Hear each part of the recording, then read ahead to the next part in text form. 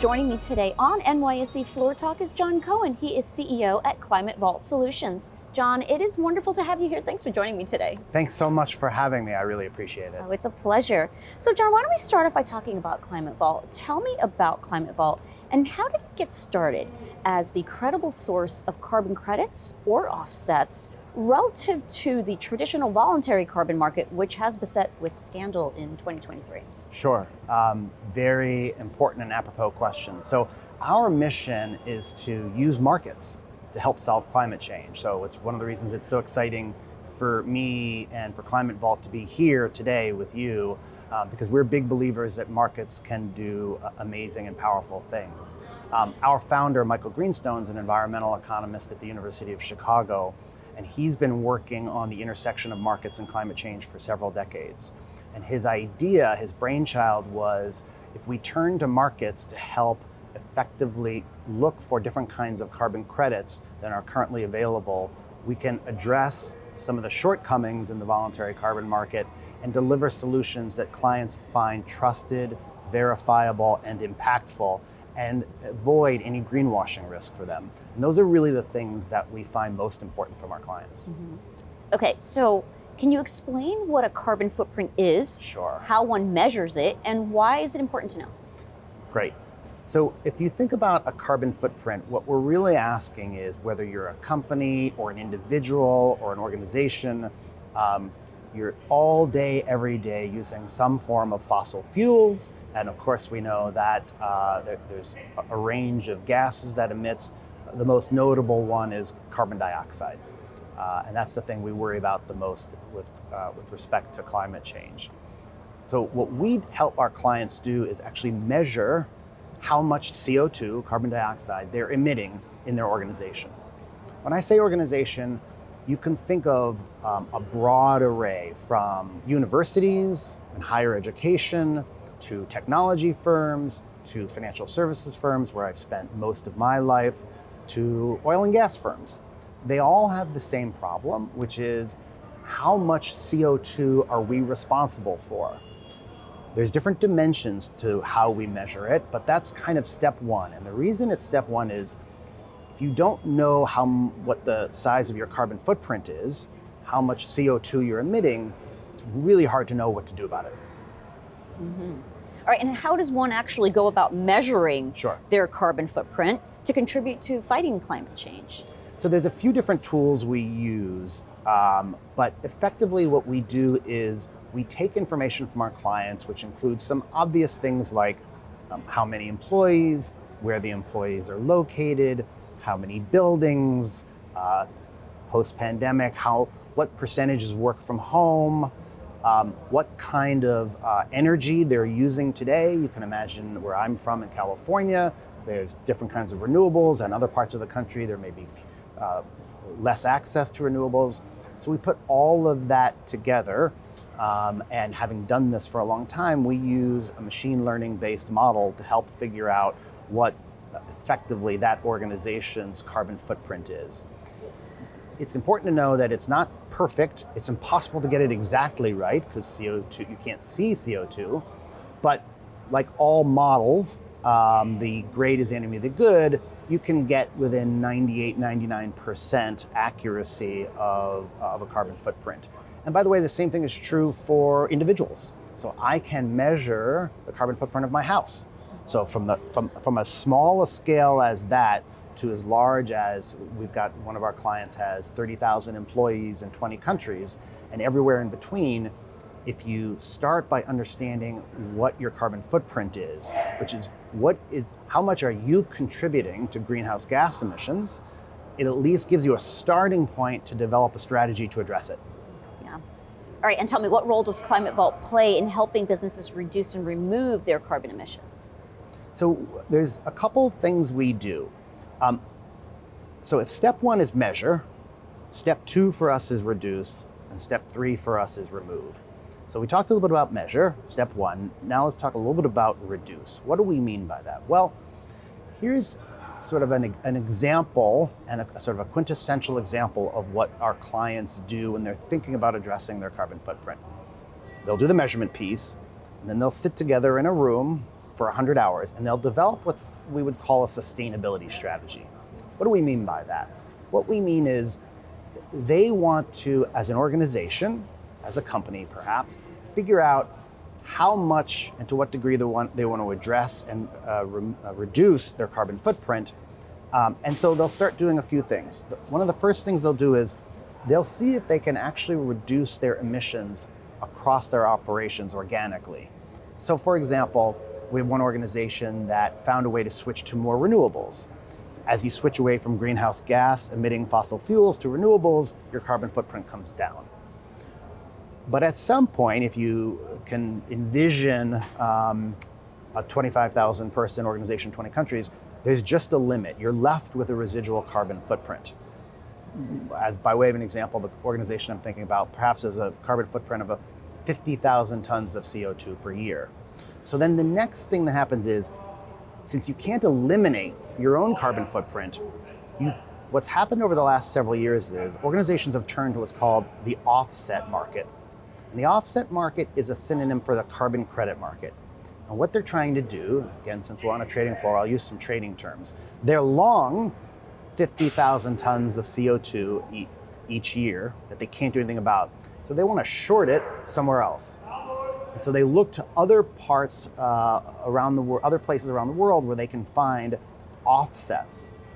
In our our founders' innovation is, we look to what's called the compliance markets or the cap and trade markets. So these are very well functioning markets like the NYSE that have a number of things that benefit them: transparency, scalability, and customizability. And perhaps the most important one is each allowance or offset you buy from a compliance market, you know with perfect certainty is going to prevent someone else from polluting a ton of CO2. So it's this very transparent and trusted solution that we deliver to our clients. And in contrast, the voluntary carbon market has had some challenges. And tell me, in what ways can measuring your carbon footprint lead to more sustainable and eco-friendly choices in business operations? Sure. So as I said a moment ago, I think once you realize how large your carbon footprint is, you've made almost an intellectual pledge or commitment down a path to net zero. It's not to say that all organizations are going to try to get to net zero tomorrow, but at least they're going to point, whether it's 2 years or 5 years or some amount of time, they're going to develop a strategy to get there. So the first thing they're going to do, as I said, is they'll reduce their own carbon footprint, but that's just the beginning. Then they come to us for us to help deliver offsets or carbon credits that they can offset against their emissions. And I think that's important because the world we're looking at with what's called the compliance carbon markets or the cap and trade markets in the US have some tremendous advantages over the voluntary carbon markets, which we can talk about. Mm-hmm. And John, tell me, how does Climate Vault make verifiable and quantifiable carbon reductions and removals accessible and impactful for a wide range of organizations? The important thing to know about the compliance markets is that they're markets that are around, it's about $900 billion in size. There are 30 compliance markets globally, including 2 in North America. Most people have heard of the voluntary carbon markets, which are a synonym for nature-based offsets. And the voluntary carbon market has taken a great deal of negative publicity over the last year. You can see that on the front page of The Guardian sometimes. There was a New Yorker article about one of our competitors a few weeks ago. And the challenge with the voluntary carbon market is it's opaque, and it's actually quite small. It's only about $2 billion. And it requires a great deal of technical knowledge. And so unfortunately what's happened is some of our clients who've used the voluntary carbon market in the past have been disappointed with the results because they're looking for a certain amount of offset or carbon credit and they're not getting it. It's what what our founder, Michael Greenstone, calls the tomato problem. So here's the tomato problem. Let's say you go to a farmer's market and you ask someone at the fruit stand for 6 tomatoes. And they take a brown paper bag and they put something in the bag and you go home and you open it up and there's only 3 tomatoes in there. The tomato problem is In the voluntary carbon market, you hope to get 6 tomatoes, but you're only getting 3. So there's disappointment. In contrast, what we do is we rely on the compliance markets, our cap and trade markets, because they're traded on an exchange and you can see them on your Bloomberg, and you can see the prices and the volumes. You know that if you need 6 tomatoes, in my example, you're going to get exactly 6 tomatoes. And in so doing, as an organization, our clients can feel like they've offset their carbon footprint in a way that's impactful, most importantly. And then secondly, doesn't have any risk of greenwashing or bad press. Because you can imagine the organizations that are making these wonderful voluntary commitments to offset their carbon footprint are doing it for 2 reasons. One, unambiguously, there's altruism. But secondly, it makes good business sense. It gives them a competitive advantage.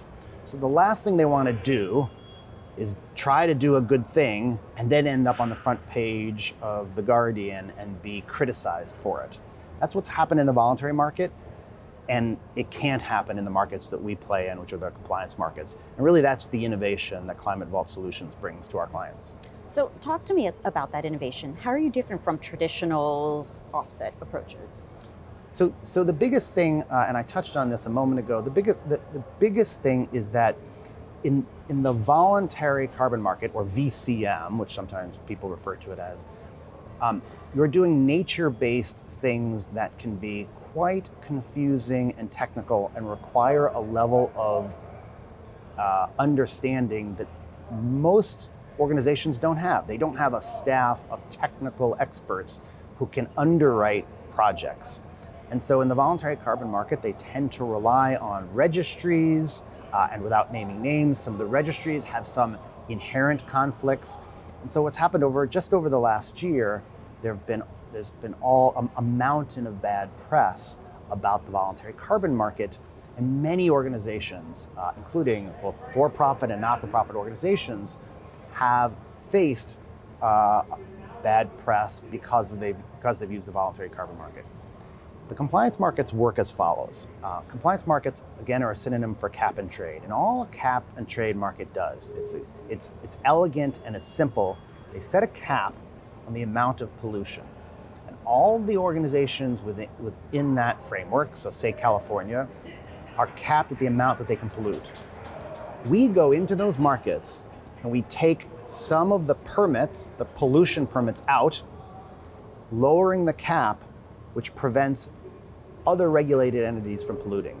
So for our clients, the benefit of the compliance markets relative to the voluntary markets is this transparency and the fact that it's trusted, verifiable, and of course, most importantly, has the impact that they set out to achieve. All right, and finally, John, tell me, what advice do you have for companies looking to take meaningful steps in measuring and reducing their carbon footprint? Start with the measurement. So I think the number one thing I've found, particularly in the last year, is that organizations are paralyzed by the seeming complexity. And to be certain, you're talking about greenhouse gas emissions, and you're talking about carbon dioxide removal, and you're talking about a lot of things which are admittedly complex. But what I found is if they think a little bit linearly, rather than try to solve everything 10 years out, if they start with, let's measure our carbon footprint and commit to starting to reduce that carbon footprint. If they just take that small step, I think they'll find that it's incredibly valuable to them. Again, it achieves the altruistic goals. It achieves the business goals because their stakeholders, if you think of their stakeholders, they're investors, folks that buy or sell their stock through the New York Stock Exchange. Their employees are demanding, particularly as employees get younger than me, they're demanding that their employers address this, so it gives them a competitive edge. And then, of course, their board. So they've got a number of stakeholders who are pushing them. And I think the easiest thing is to get bogged down in the overwhelming breadth of detail. So really start at the beginning of the roadmap, measure your carbon footprint, and then start to offset it. And I think from there, what we've found is that clients find it they end their sort of paralysis and concern, and they start to see all the possibilities in making their firm a much more sort of innovative and client-friendly place to be. All right. Well, John, that sounds like some great advice. And thank you for joining me today. Thanks for joining me on Floor Talk. Thanks so much for having us. We really appreciate it, Judy.